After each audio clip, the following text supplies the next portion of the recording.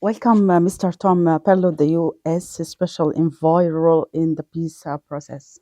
Thank you very much for having me, Suzanne. Do you think there is still a chance to convince the military to join to the talk?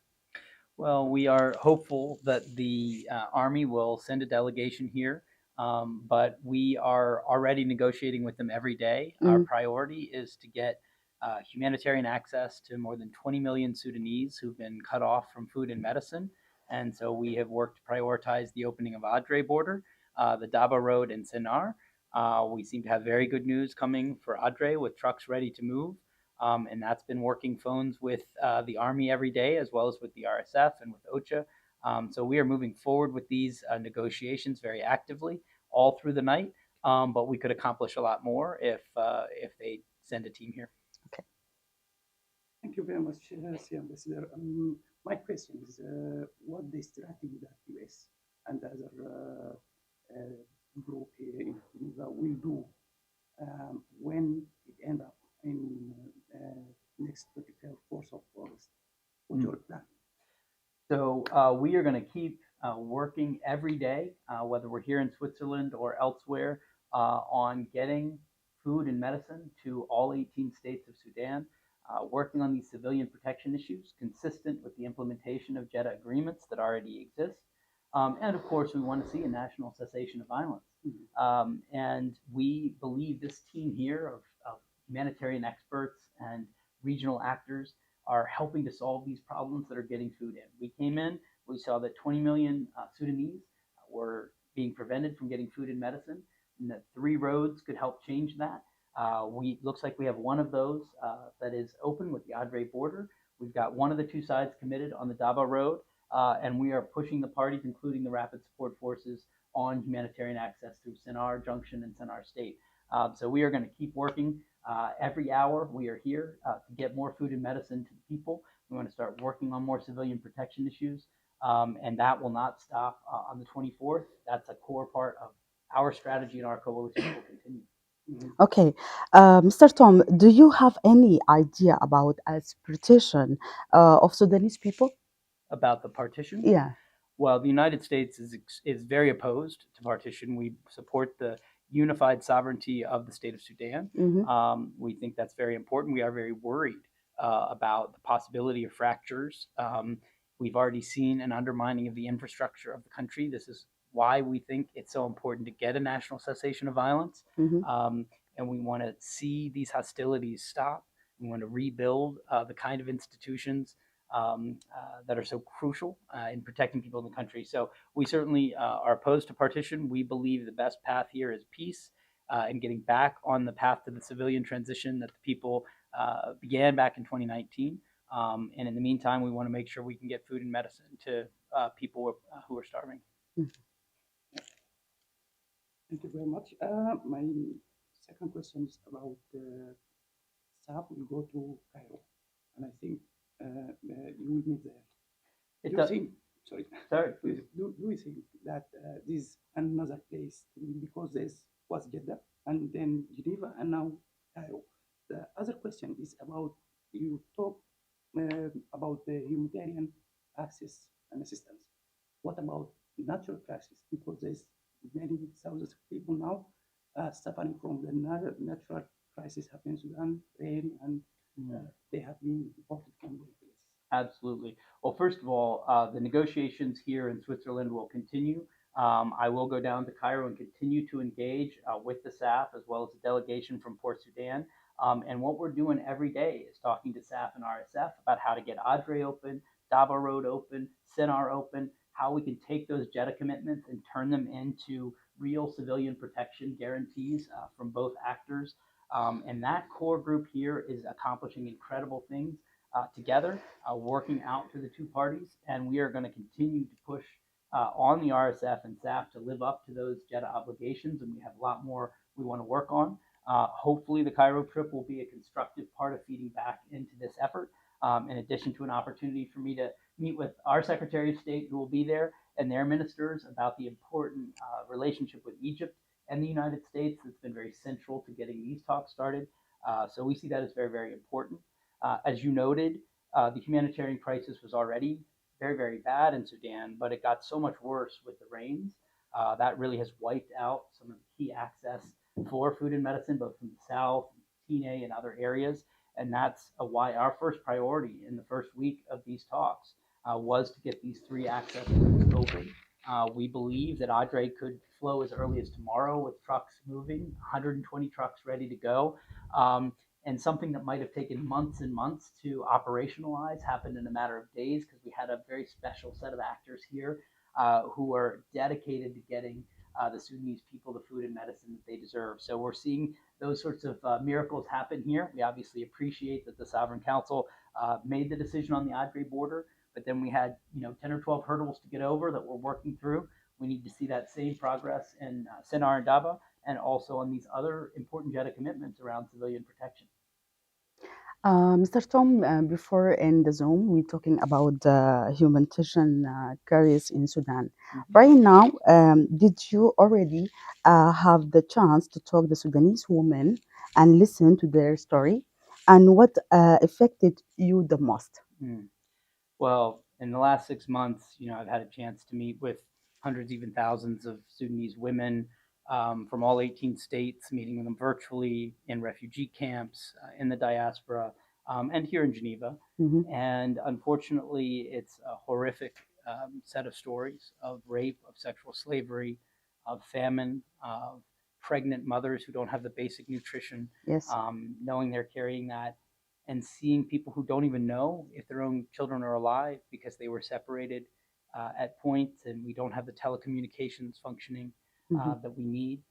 But I've also seen that unbelievable courage in That means you Sudanese listen to women, the yeah, story. and Mm. people who found creative ways to create local kitchens and negotiate days off in markets where people can safely access that.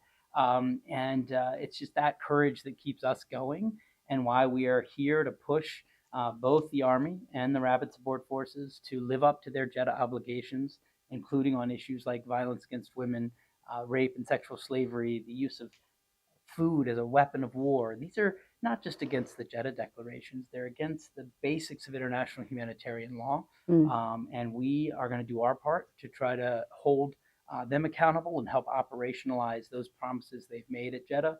And that's what we're doing here as a diplomatic corps. So far, we've seen some real progress on getting food and medicine into hard hit areas, something that really does affect women and children in particular.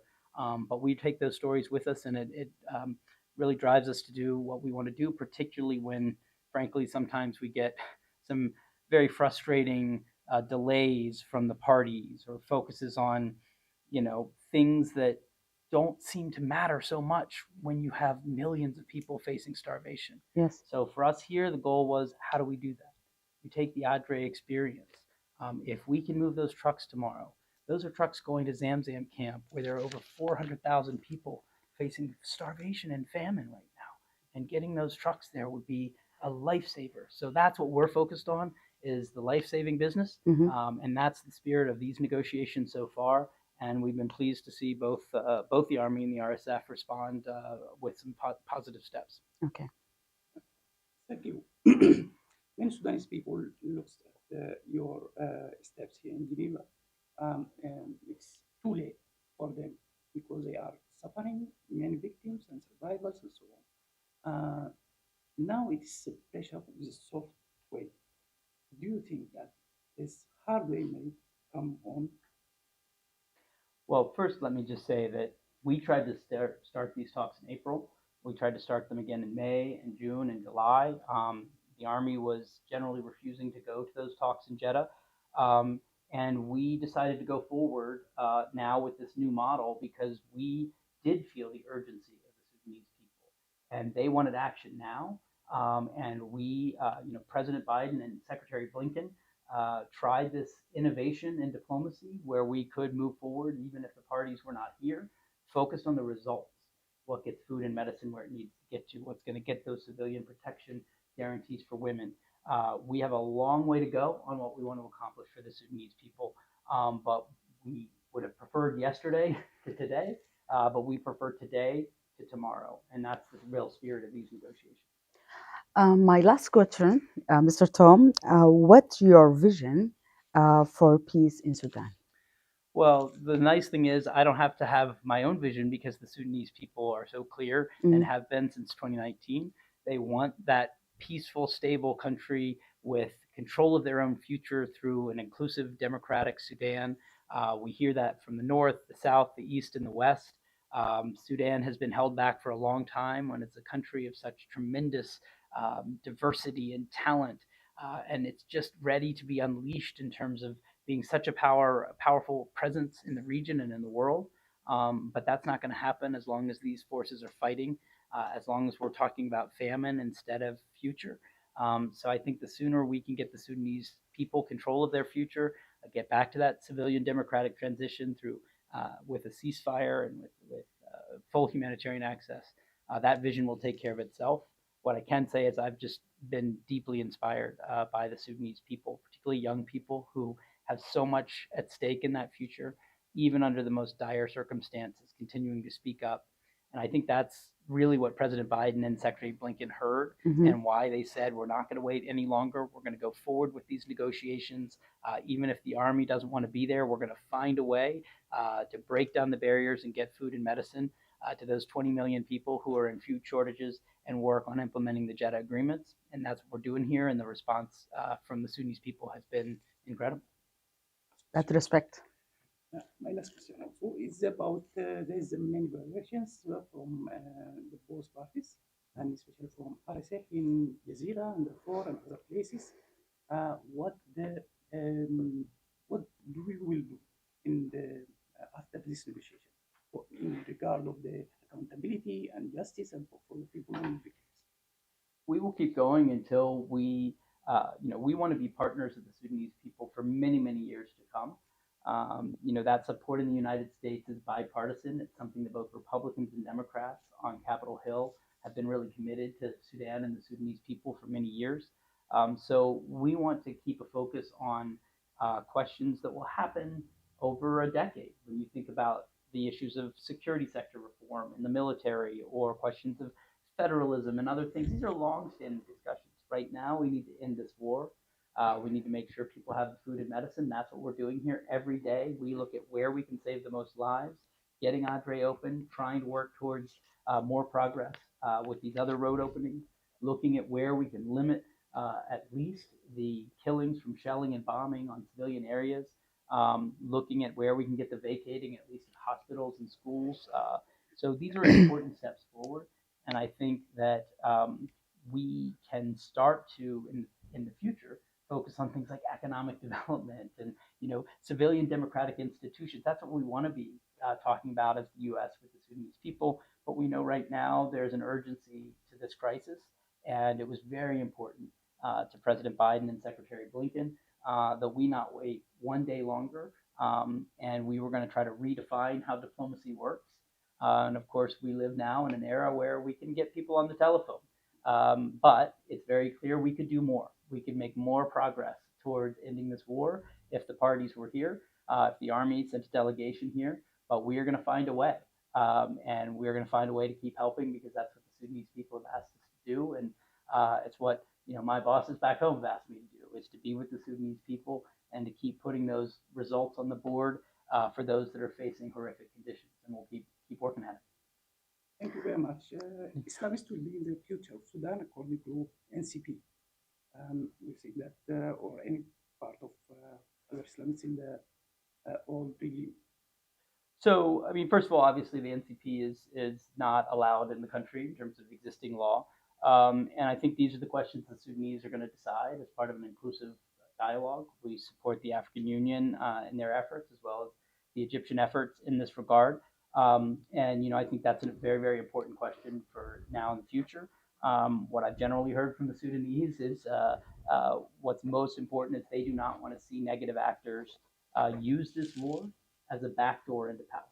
That's the issue right now, is people who are trying to, frankly, disrupt this peace process because they know they don't have the support of the people. And if they can use this war as kind of a gun to the head of the Sudanese people to backdoor into power, they need the war to continue. And then they want those political questions decided now.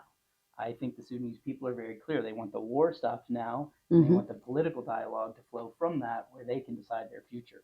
So this isn't our first time at this. We know those negative actors are there. We know that they are trying to, steal the Sudanese people's future when they are most vulnerable. And I think it just reinforces why they have so little support from the Sudanese people.